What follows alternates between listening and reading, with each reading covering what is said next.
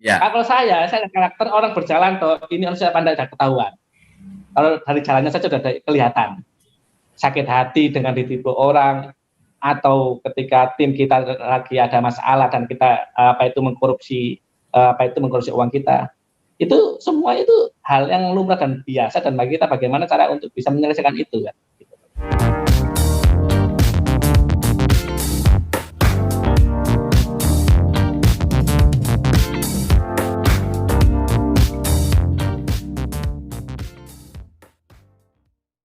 Bismillahirrahmanirrahim. Assalamualaikum warahmatullahi wabarakatuh. Waalaikumsalam warahmatullahi wabarakatuh. Sahabat Manjada Wajada, ini suatu yang luar biasa. Alumni Gontor banyak yang menjadi ustadz, ya, di luar pendidikan, di lembaga pendidikan, kiai, di bidang keagamaan lah. Nah, tapi banyak juga alumni Gontor yang jadi pengusaha. Nah, ini dia. Salah satunya kita akan ngobrol Ustadz Anas Asrofi. Ini pengusaha ya retail distributor bahan bangunan Sari Bumi Bangunan. Sari Bumi Bangunan.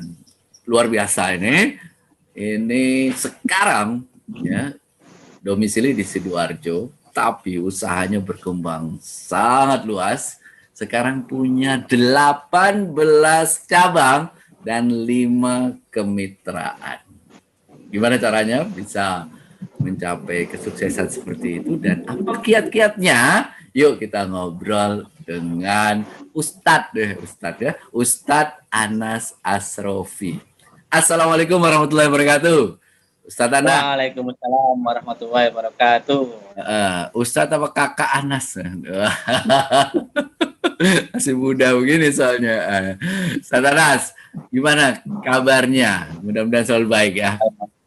Alhamdulillah baik, sehat walafiat. Ustadz Anas, kegiatannya antum sekarang ini bisnis di bidang apa, Ustadz? Kegiatan hari ini kita fokus pada retail bahan bangunan dan distribusi, Ustaz, di situ kan. Memang fokus di situ kita. Fokus retail bahan bangunan dan distribusi. Jadi semua material bangunan gitu, Ustaz? Iya, semua material bangunan hampir 80-90% kita siap. Karena kita mempunyai 10.000 auto macam barang, Ustaz. 10.000 barang? Iya, 10.000 item macam barang, Ustaz. Kok tahu 10.000 itu gimana? Jadi kok tahu 10.000 itu? Nah, ini menarik ini.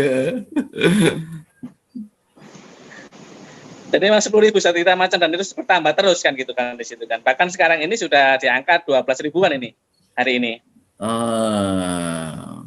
Jadi udah ada sistemnya, Ustaz ya, yang antum bisa cek. Ini sekarang bertambah 12.000 gitu ya. Yes. Oke, kita mulai dari belakang dulu deh, Ustaz. Ustadz Anas, antum alumni Gontor tahun berapa? Tahun 1996. Nah, ini anak pesantren kok jadi pengusaha. Memang di Gontor diajarkan untuk jadi pengusaha atau bagaimana itu? Nilai-nilai Gontor apa itu yang mendasari antum? Saya pengen jadi pengusaha. Nah, hikayah qolilah. Betul, Ustaz. Sebenarnya banyak sekali yang menginspirasi, kata-kata moto-moto Pondok Pesantren Gontor yang menginspirasi kita. Tapi di bawah sadar kita sebenarnya moto-moto itu kadang-kadang kita lupa, tapi di bawah sadar kita sudah menerapkan hal tersebut tentang kemandirian kan, itu di situ kan, tentang apa berdikari itu di situ kan. Jadi sampai lupa saya apa aja itu yang moto-moto yang terpampang di biasanya kan gitu kan. Tapi berdikari yang paling penting ya. Berdikari yang paling penting ya, kemandirian itu ya. Berdikari yang paling penting itu di situ kan. Kenapa itu?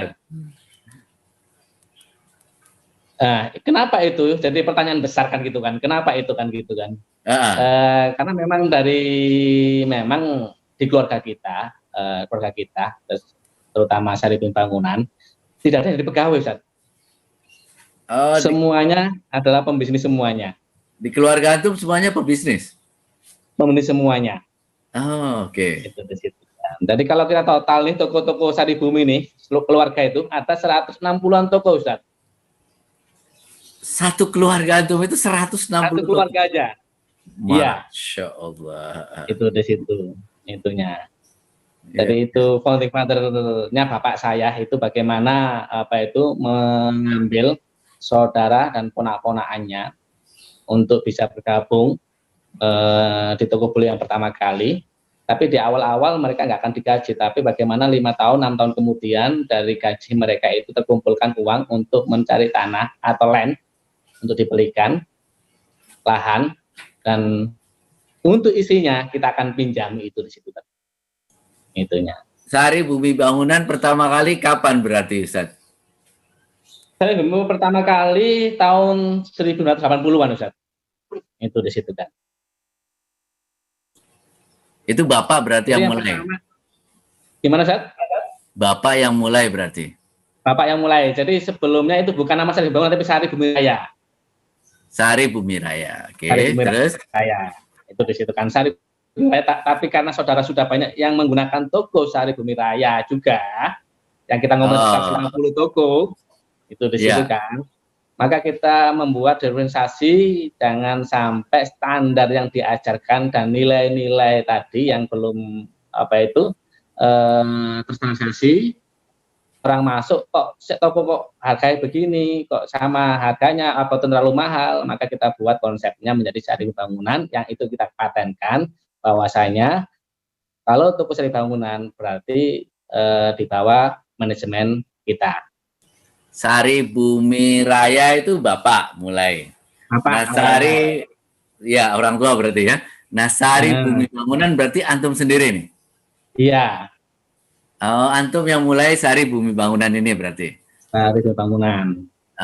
Oke. Jadi ya tapi yang mengajarkan pertama kali yang mendirikan itu Bapak. Bapak semuanya itu di situ. Mulai tahun berapa itu saat antum mulai itu? Untuk Sari Bangunannya? Iya. Mulai 10 tahun terakhir ini, Ustaz. Jadi kan antum tamat 1996. 1996. Terus kemana? Pengabdian di mana? Pengabdian kita di Unida, dulu namanya ISID Masih An. Oh, ISID ya? Iya, yang ada di Dengok itu. Yang baru, kampus baru, kita yang mengisi, yang di sana merupakan saya cerita kemarin itu. Kalau yang pengabdian di sana, kalau enggak yang umtas, penggerak, ataupun orang-orang yang memang dibutuhkan untuk untuk mengisi universitas. Nah, itu kategori apa? Kalau umtas enggak, karena umtas ya. Ini. Ya. Walaupun kelasnya di D, di E kan gitu kan, tapi termasuk makbul lah kan gitu kan. Makbul ya, oke. Ya. Di ISID ngambil jurusan apa? Atau dimasukkan jurusan apa? Itu boleh milih waktu itu, karena pertama kali boleh milih. Okay. Saya lupa kalau nggak salah karena saya yang paling muda yang nggak banyak PR-nya ya di Usuludin lah waktu itu. Kuliah kok lupa itu loh. Saking nggak lihatnya Ustaz gitu kan, saking nggak lihatnya kan. 1 tahun di ISID. Setelah itu kemana? Setelah itu karena menunggu kan perbedaan antara kelulusan itu kan dengan itu kan awal ya? Awal kan. Okay. Iya kan. Maka saya ngambil D3 untuk D1 untuk komputer D1 komputer. Di mana? Di komputer terus Surabaya. Di Surabaya. Okay. Terus sambil cari kampus, kitanya sih mau negeri gitu kan, coba nyoba kan. Iya. Itu di situ kan. Tapi pastinya guru makbul juga kayaknya. Iya. Ternyata tersangkut lah di kampus 17 Agustus, kampus swasta, Untak namanya. Oke, Untak ya, Surabaya. Saya Surabaya ngambil jurusan Oke. manajemen, Oh, ngambil manajemen. manajemen ekonomi manajemen. Ekonomi jurusan manajemen ya. Manajemen. Oke. Nah, ini memang berarti dari dulu sudah kepengen kuliahnya di manajemen berarti ya. Iya, betul, Ustaz. Sebentar sebelum di kuliah di santri bagian apa dulu? Saya di koordinator, Ustaz. Alhamdulillah di koordinator pramuka. Saya di angkuangnya. Angku uang. Nah, itunya. Oh, Angkuang. kayaknya jadi dasar penting ya. Mengelola keuangan dengan sekarang itu mengelola perusahaan kayaknya ya jadi dasar penting sekali itu ya. Prinsip-prinsip pengelolaan keuangan di kantor itu ya. Betul, Ustaz. Jadi memang Gontor mengajarkan karakter kan gitu kan di situ, bahwa kejujuran seorang itu memang betul-betul ditempa. Jadi saya kembali ke flashback ke koor kan gitu kan. Iya, koor. Di koor itu ya gini nih, buka rahasia nih. Oh, belum pernah cerita ini. Oh ya. Jadi di koor itu punya sunduk gede, lemari besar gitu kan, yang dari jati gitu kan. Di dalam kotak besar itu terdapat ada kotak kecil-kecil, sorokan istilah gitu kan. Sorokan itu di situ kan. Di situ tuh ada kepanitiaan, ada panitia jambore, ada panitia apa itu untuk perkajum, ada panitia, dan itu bertahun-tahun, dan itu ada uangnya masing-masing di kotak tersebut. Cash. Dan itu cash money. Cash money. Dan itu tidak dilaporkan secara rinci, hanya global saja. Itu kan gitu kan di situ. Dan mungkin keluguan kita dan karakter kita kan gitu kan di situ kan. Dan kita nggak berani ngambil, Ustaz. Bukan keluguan. Tapi memang jujur itu. Gitu ya. Ini tapi ketika kita menerima SPP dan ada kita kehilangan waktu itu perpulangan gitu kan, kita kehilangan waktu itu nggak salah 3,5 juta. Itu uang yang paling bagi saya besar banget, karena uang jajan kita nggak sampai segitu kan per bulannya kan. Iya. Waktu itu saya cuma 200 ribuan per bulannya uang jajan kita. Kehilangan 3.500.000 itu kita minta pada orang tua kita untuk kita tombokin. Itu uang hilang dari mana? Di koor? Di koor. Jadi penerimaan SPP. Itu perpulangan anak kelas 5, kelas 6 itu di situ. Dan kok nggak berpikir ya, kok nggak ngambil dari kotak tersebut ya kan gitu kan. Kalau mau kan gitu loh. Iya.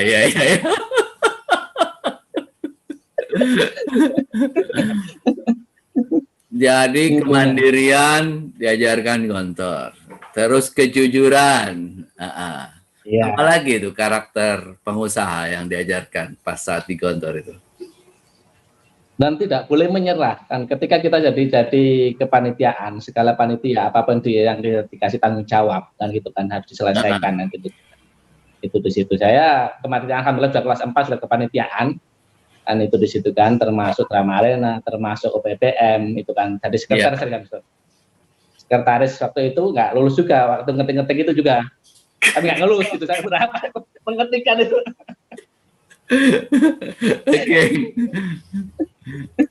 Antum lulus lah mungkin lah, apa namanya itu, pengetikan namanya apa namanya itu? Typewriting course. Iya, itu di situ. Saya juara. Gitu.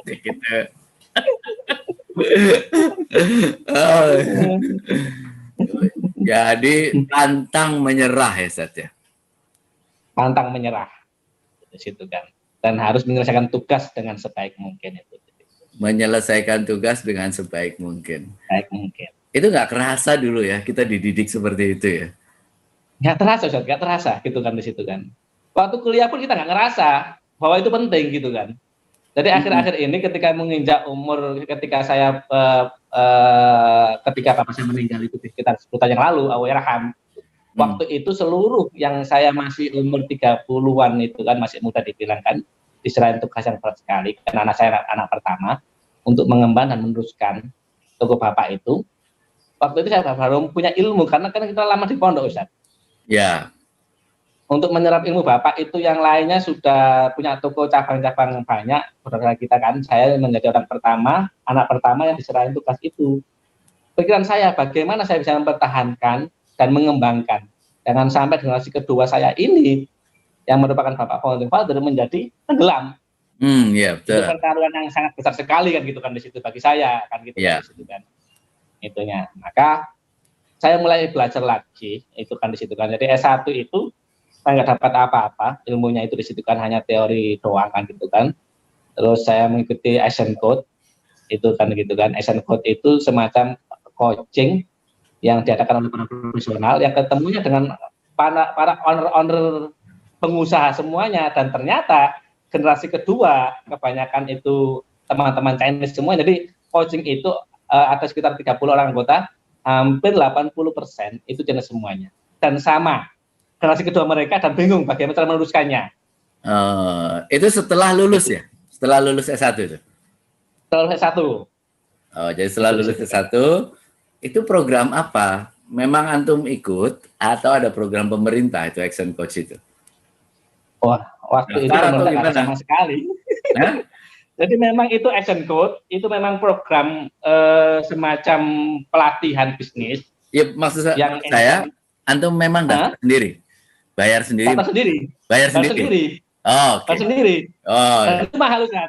iya Itu memang. harga Avanza waktu itu. Harga Avanza satu. Wah, itu belajar itu bang mahal ya? Itu mahal banget, baru terasa gitu. Ya.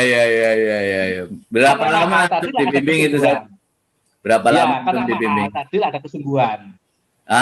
Oke. Itu di situ. Berapa gitu, lama? ada kesungguhan. Berapa lama Setahun. dimentorin? Setahun ya? Oke. Tahun. Jadi seharusnya itu 2-3 tahun di mentoring, karena saya bulan ke-8 baru nge dalam artian ternyata semua yang diajar SNCO tadi persis halnya yang sudah diajarkan di Gontor. Wah, ini menarik nih, Sat. Ulangi Gitu. satu, diulangi nih. Ya. Yang diajarkan di Action Coach persis yang diajarkan di Gontor. Iya. Karena sesungguhnya semuanya itu adalah leadership, Ustaz.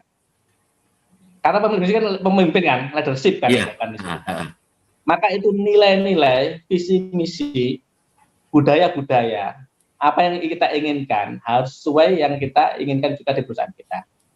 Dan Ustadz Sukri pun sudah mengatakan itu jangan jangan gagal memikirkan sistem. Itu di situ kan. Jadi jangan gagal memikirkan sistem. Iya, itu di situ kan. Jadi nilai-nilai mutu-mutu pondok itu kan outputnya kan menjadi bagaimana outputnya yang kita inginkan kan gitu kan Ustadz gitu kan. Iya betul. Dan itu kan terus didengungkan keikhlasan, perjuangan kan gitu kan. Kita berapa kali kita diomongkan perjuangan dan ikhlasan itu kan setiap hari mungkin kan gitu kan. Iya. Nggak di koa, nggak di rayon, nggak di kamar kan gitu kan di situ kan. Itu kan. Dan dalam kepemimpinan juga begitu. Jadi bagaimana kita meng-hire tim kita, membuat tim kita ngomong itu kan gitu kan di situ kan. Tiap hari itu kan dan dicontohkan.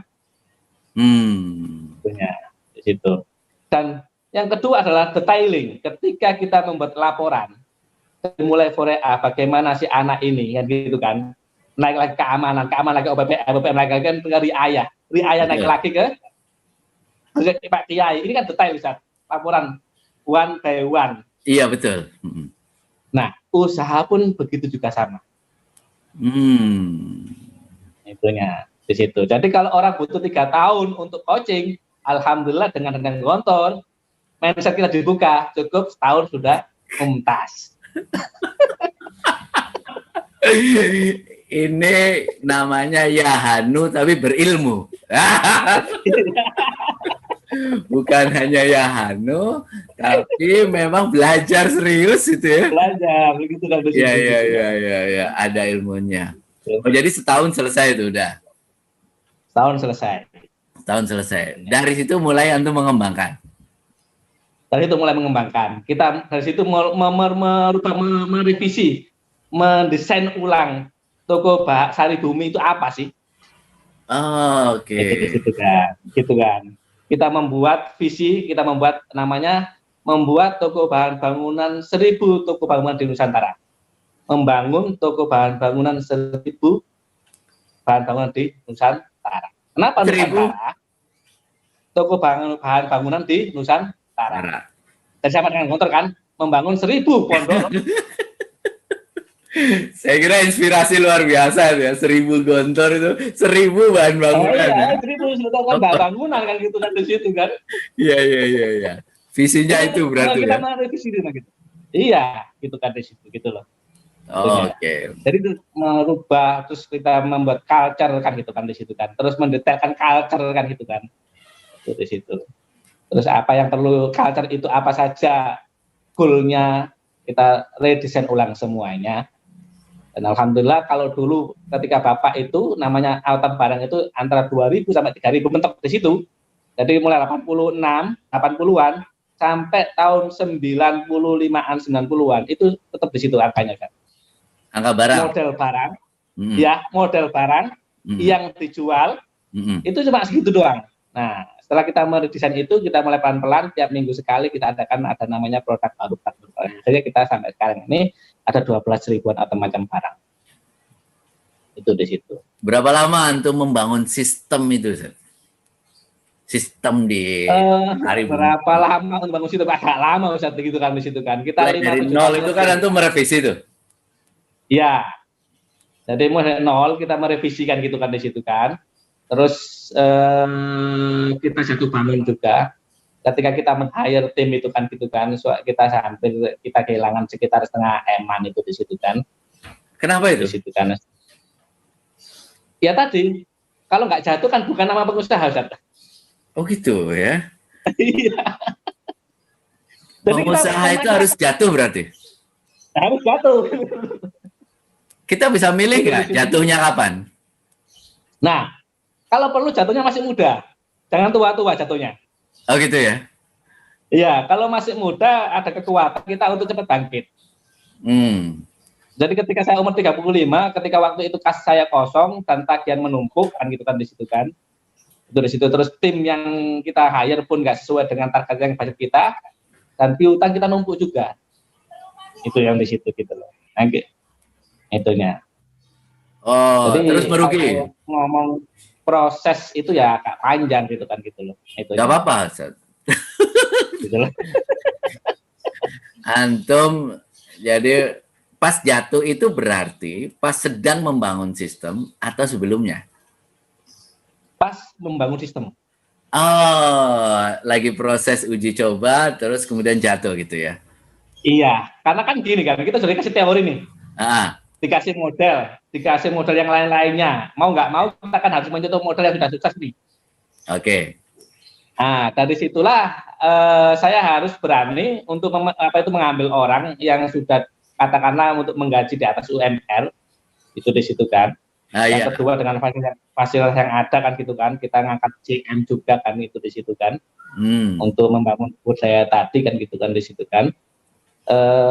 Tapi nggak semudah itu ternyata gitu loh. Oke. Gitu.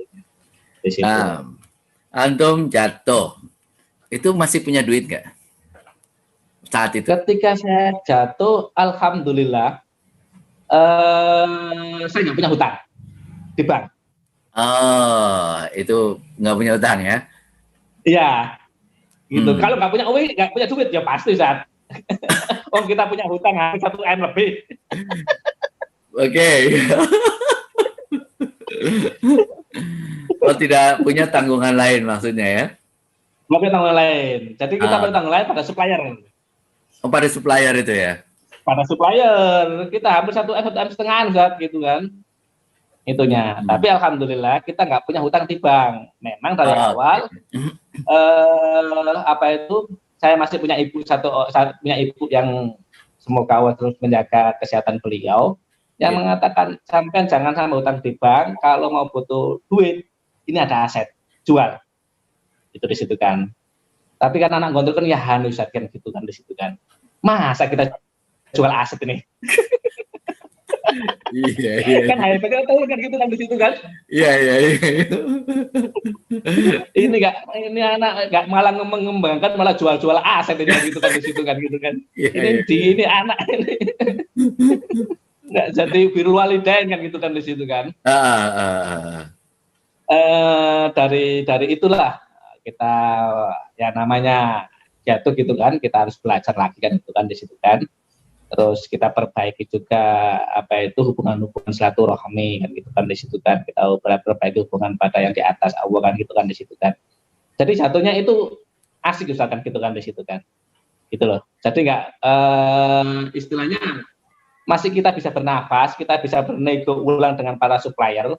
Saya bilang saya nggak punya uang, tapi saya bayar 3 bulan lagi akan saya masih. Dan setiap saya buka giro, saya membacakan Bismillah. Jadi saya ada BG gitu kan, yang bisa mundur itu kan.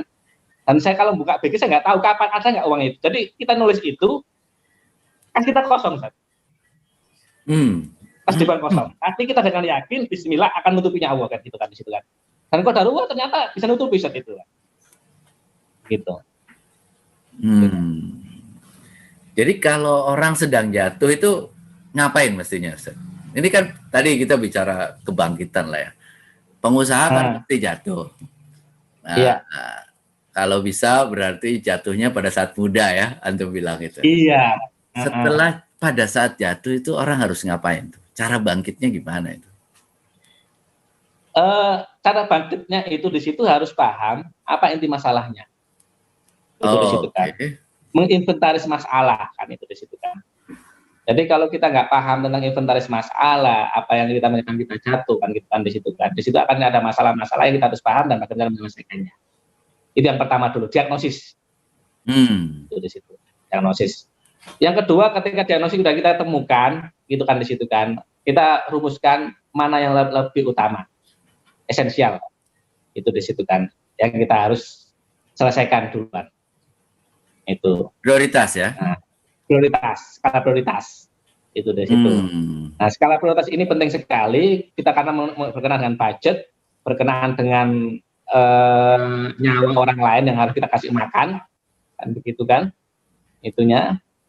Dan kita pun harus lebih jeli lagi dan lebih harus giat lagi untuk tadi menimba ilmu, terus fokus pada pekerjaannya.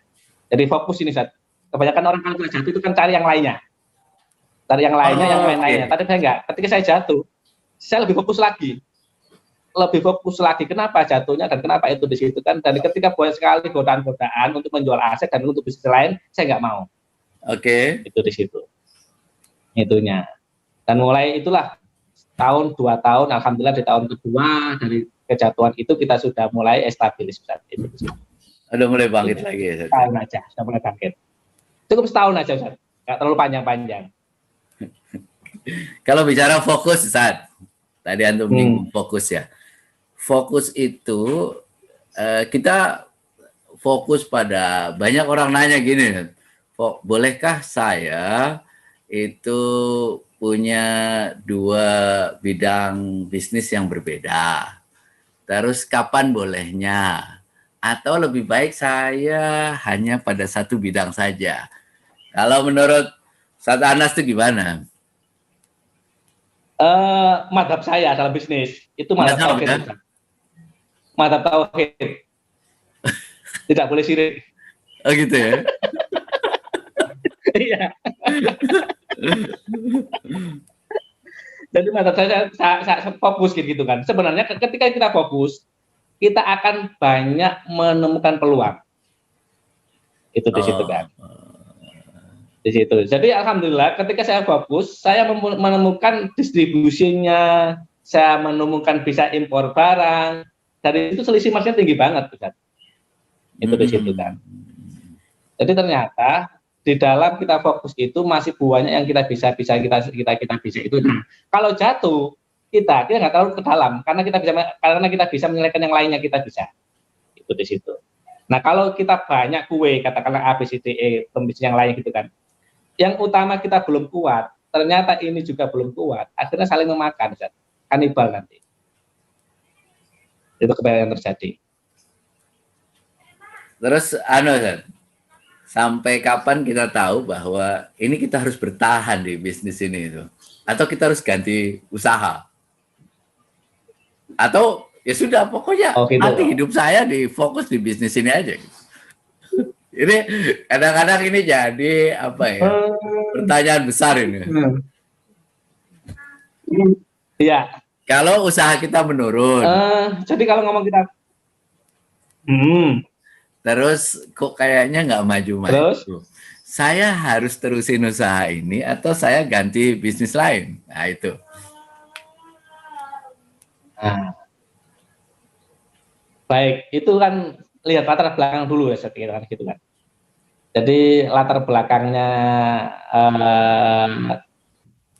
pemilik bisnis tersebut itu di situ kan. Oke. Jadi segala sesuatu saya yakin ya gitu kan, keyakinan saya itu dapat menghasilkan uang itu di situ kan. Bahkan tukang rombeng pun yang sekalanya kita nggak kerja picingkan kan gitu kan di situ kan. Gitu Mas. Jadi saya itu membaca apa itu cerita. Ini masalah mindset. Ketika ada 3 orang anak, yang satu ada anak seorang guru, yang kedua adalah anak seorang pengusaha, yang ketiga adalah anak seorang pegawai. Ketika kita ini berjalan kepada suatu tumpukan sampah. Yang pertama ada anak seorang guru, waduh ini adalah tumpukan sampah yang banyak di sini adalah banyak potensial biogas yang kita bisa hasilkan. Dari biogas tersebut kita akan bisa resikukan gitu. Kata si anak pengusaha, waduh ini baik sekali ini banyak sekali uang yang tertanam di sini kan gitu kan di situ, karena banyak tutup botol, banyak plastik, banyak itu kan. Tapi kalau mindsetnya pegawai, mindsetnya itu di situ kan, aduh sini bau sekali di sini, nggak kuat saya di sini, bau sekali sampah ini. Kan berbeda kan gitu kan. Betul. Sesuatu kan gitu di situ kan. Itunya. Nah dari situlah kalau kita paham tentang mindset tersebut, bisnis apapun itu bisa menguatkan kita di situ. Itunya.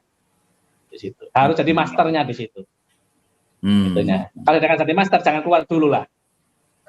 Jadi master di bisnis itu ya sampai mendalam gitu ya, kira-kira gitu ya. Yes, itu di situ kan, gitu loh. Itunya. Tapi saya justru antum dari penulis, bagaimana saya nggak bisa, Ustaz? Wawancara orang saya nggak bisa kan berbeda gitu kan. Antum lihat orang dari bentuk karakter itu kelihatan orang ini pintar, pandai kan udah ketahuan. Kan gitu kan? Kalau saya karakter orang berjalan toh ini harus saya pandai udah ketahuan. Kalau dari jalannya saja sudah kelihatan. Kalau saya jalannya toh, kalau antum lihat wajahnya, dari cara omongannya kan, sudah melihat isinya di dalam kan. Kalau dari jauh, gimana jalannya sudah kelihatan ini orang sudah pandai. Kan berbeda kan? Mindsetnya itu kan. Nah itulah kira-kira begitu saat gitu kan. Kalau kita jadi master itu dari jauh udah kelihatan mana yang perlu kita ambil. Gitu. Nah berkembang mulai dari satu atau gimana Zat? SBB ini, Sari Bumi Bangunan itu? Jadi mulai dari 8 yang sudah diberikan pada Bapak kan gitu kan? Pada kita karena kita bertiga. Jadi laki-laki semuanya kan gitu kan di situ kan. Saya anak pertama. Itu di situ kan. Jadi kita kembangkan misalnya gitu kan menjadi 10 tadi kan gitu kan di situ kan. Itunya 18. Jadi antum kembangkan lagi menjadi 18 cabang sekarang. Iya. Itu 8 ya dari 8 dari 10 kan 18 cabang. 18 cabang ya. Itu satu sistem terintegrasi gitu sekarang. Apa item pakai aplikasi IT yang terintegrasi? Ya, jadi kita mempunyai one gate system dalam artian kita meniru seperti Alfamart, Indomaret, yang mana seluruhnya itu hanya fokus pada penjualan. Di kantor ini yang di pusatnya ini ada 2, ada distribution dan ada retail. Di retail fokus pada retailnya, distribution pada fokus distribusinya. Ini yang akan pada prinsipal. Sehingga seluruh IT ini memang kita punya server sendiri untuk bisa mengecek di mana barang-barang kita. Katakanlah kita ngecek paku, paku kita akan keluar paku di toko mana aja yang sebenarnya over dan berapa. Ini sampai di situ saat kita. Antum bangun sendiri atau beli sistemnya itu? Kita sampai sistem ini kita hampir 3 kalian pergantian sistem Ustaz. Oh gitu ya? 3-4 kali ganti sistem, iya, gitu kan. Itu cocok. Jadi yang pertama itu Ya enggak, yang pertama ditipu, yang kedua ditipu juga. Tapi kita masih memakai gitu kan, gitu loh. Terus ketika ditipu kita berusaha mengembangkan tadi gitu kan, ternyata akan ditipu tadi kita bisa mengoprek lah, membuka kan gitu kan di situ kan dengan tim IT kita itu kan di situ kan akhirnya tanpa ada limit. Biasanya kan kita lihat ada limitnya, ada itunya kan. Iya betul. Kita sadar oh ternyata begitu permainannya. Terus dikembangkan sampai sekarang udah mulai stabil, San. Nah, sekarang kita ini baru tahun ini kita mulai sudah melakukan IT baru lagi untuk upgradingnya pakai server Ustaz. Oke. Jadi lika-liku jadi pengusaha itu memang begitu, Ustaz ya. Iya, gitu. Tipu-tipu itu biasa Ustaz gitu kan. Tapi jangan kita menipu lah. Oke. Berkembang menjadi 18 cabang. Ini dalam berapa tahun, Ustaz? 15 tahun, Ustaz. 15 tahun ya. Itu di seluruh Jawa Timur itu bagaimana, Ustaz? 18. Kita masih ada dua tiga wilayah, Ustaz. Daerah mana itu? Surabaya, Sidoarjo, terus sama Gresik. Oh, Gresik ya. Iya, itu aja. Boleh dibagi, Ustaz, kiat sukses untuk membangun usaha menjadi pengusaha sukses itu apa saja, Ustaz? Kiat-kiatnya. Waduh, kiatnya gimana ya? Kiatnya kan di situ. Ya. Apa kiat-kiatnya? Jangan musrik, Ustaz. Oh gitu. Itu penting ya, percaya. Udah fokus gitu di situ gitu loh. Iya ya. Yang penting gitu di situ kan. Yang kedua nggak boleh baper. Yang kedua nggak boleh baper. Fokus, nggak boleh baper. Oke. Baper itu gimana sih? Ya, itu di situ gitu loh. Baper itu gimana contohnya? Nah kan gini saat pengusaha biasanya itu kan kalau ngomong kurang bahagia juga bisa dikatakan kurang bahagia. Kalau dikatakan bahagia banget. Itu karena kenapa? Mungkin di awal-awal dia nggak akan bisa meluangkan waktunya, kan gitu kan di situ kan. Kehilangan uang itu pasti kan gitu kan di situ kan. Tapi kehilangan waktu pun ada saatnya kan itu di situ kan. Ditipu juga merupakan kejadian yang biasa bagi kita di pengusaha. Tapi ketika itu kita jalani, kita nggak boleh flashback ke belakang. Kita fokus pada ke depan apa yang kita itu kan. Jadi kita nggak boleh istilahnya untuk sakit hati dengan ditipu orang, atau ketika tim kita lagi ada masalah dan kita mengkorupsi uang kita, itu semua itu hal yang lumrah dan biasa, dan bagi kita bagaimana cara untuk bisa menyelesaikan itu kan. Itunya. Jadi jangan setback ke belakang, tapi cari penyelesaian dan fokus di depan. Itu di situ kan. Sehingga kalau saya ngomong, saya dulu itu kalau dulu Bapak itu biasa dalam setahun itu pasti ada uang yang nggak tertagih itu sekitar 100 sampai dengan 300 jutaan yang nggak tertagih. Itu di situ kan. Dan itu diikhlaskan sama Bapak itu. Diikhlaskan kan gitu kan di situ kan. Dan alhamdulillah kita bisa mereduksi itu di akhir tahun ini dengan itu gitu. Itunya. Dengan sistem ya. Gitu. Ya. Fokus, jangan baper, saya kira penting ini ya. Fokus jangan baper ke masa depan. Terus apa lagi, Sir? Iya. Rezeki itu sudah yang mengatur saya gitu kan. Rezeki sudah. Sekuat apapun, sehebat apapun kan gitu kan. Kalau bukan waktunya milik kita, maka ya itu qadarullah semuanya, dan kita pun harus lebih memantaskan diri untuk bisa menjadi untuk dapat itu kan di situ. Nah, ketika saya ingin menggapai sesuatu, hari ini belum bisa kan gitu kan di situ. Mungkin suatu saat mungkin bisa kan gitu kan di situ kan. Itunya. Di situ. Jadi percaya bahwa Allah yang sudah ngatur ya. Yes, tawakal. Tawakal gitu ya. Ya, tapi harus ada itunya. Harus semaksimal mungkin perjuangannya kan begitu kan. Iya. Jadi mansaro ala darbi wasola. Iya betul. Harus saro dulu ya. Kan jalannya harus. Iya, harus fokus itu kan. Iya, betul. fokus, jangan baper, terus kemudian percaya rezeki yang Tawakal ala Allah gitu kan. tawakal ala Allah. Nah, terakhir Sat, kalau ada yang ingin anak-anak muda ini, ya, santri, alumni, anak-anak muda yang ingin mulai mengembangkan karakter dia untuk menjadi pengusaha, apa yang harus dia lakukan sekarang? Apa yang harus dia pelajari? Yang terpenting yang harus dipelajari itu dia harus bergaul dengan orang-orang yang sukses. Itu deh gitu kan. Coaching itu tadi, coaching bisnis itu bagaimana saya memindahkan kumpulan teman-teman saya menjadi pengumpulan teman-teman yang baru. Itu suatu poin misalnya akan kita di situ kan.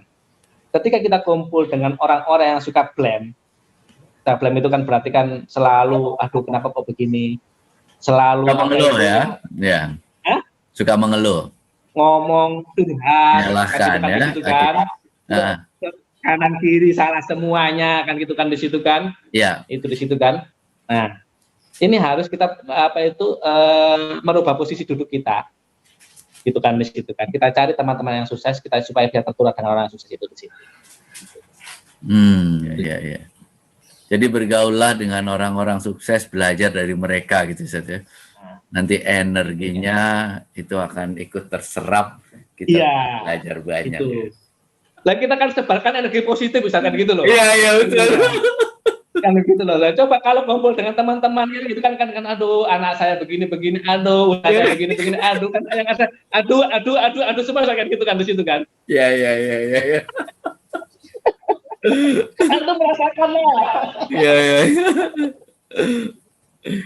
Baik Ustaz, terima kasih banyak ini ya, Ustaz Anas, atas obrolan yang luar biasa ini.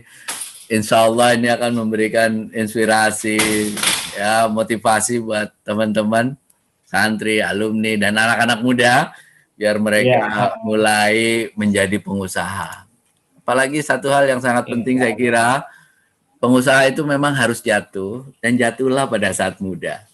Itu ya, itu penting sekali saya kira. Jadi kalau mau mulai bisnis, jangan nunggu tua gitu ya. Mulailah dari muda, sehingga kalau jatuh masih semangatnya luar biasa bangkit. Terima kasih, Ustaz Anas. Sukses terus ya. Usahanya semakin berkah, semakin bermanfaat. Amin ya robbal alamin. Sehat selalu. Demikian rekan-rekan sekalian obrolan saya. Mudah bermanfaat. Assalamualaikum warahmatullahi wabarakatuh. Waalaikumsalam warahmatullahi wabarakatuh, Ustaz. Ya, sekian.